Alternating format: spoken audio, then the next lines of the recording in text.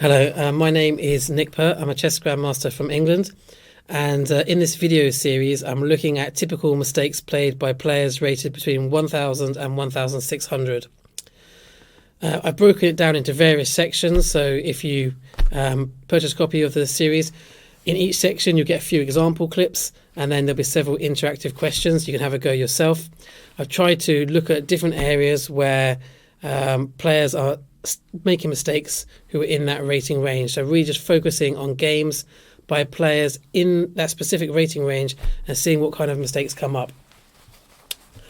It's very useful to actually gain this knowledge, because then you can see which areas to work on. I mean, watching the DVD in itself isn't going to make you an infinitely stronger player, but it will maybe motivate you to practice your tactics or practice your areas which need the most work, and hopefully where there's openings, where there's end games, this will give you the spur on to actually do some work on your game.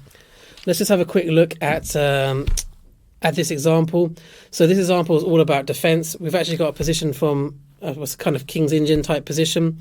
Black's main break in the King's Indian is to try and play for f5, and White's trying to stop that with his pawns on e4 and g4. And in this position, I think Black doesn't really handle the situation very well. I mean, they can play a move like c6 here if they want to and try and challenge the centre. There are plenty of other moves that Black could try as well, but instead Black played the move bishop takes h6. In general, I find it's not really a good idea to take this bishop on h6 when you've got the fianchetto bishop. You'd probably rather that White takes your bishop and you can recapture.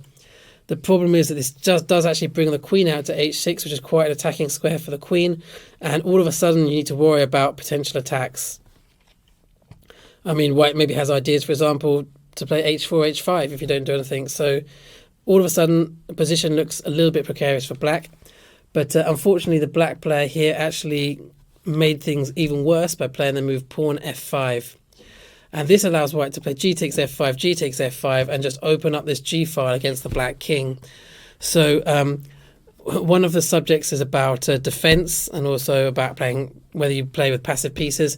And certainly from a defensive point of view, you can say that Black has probably failed with the last 2 or 3 moves, because they've actually really opened up their king and made their situation quite precarious. White played the move knight f3, which is very sensible, because obviously the White player now wants to play rook to g1. And I think this is maybe Black's last chance to try and defend with a move like knight g6.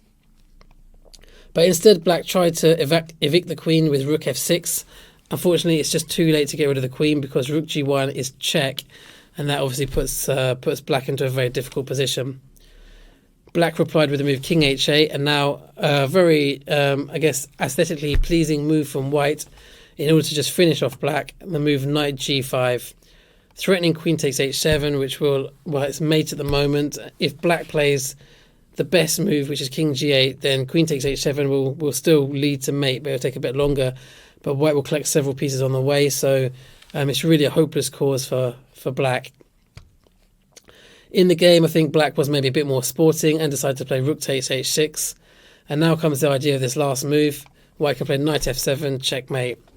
So we saw from just a few moves earlier a very standard position. White plays the move g4, trying to stop Black from playing f5, and Black quickly collapsed, bringing the White queen into the attack, opening the g file for White to attack with, and then just not really defending in the most accurate way.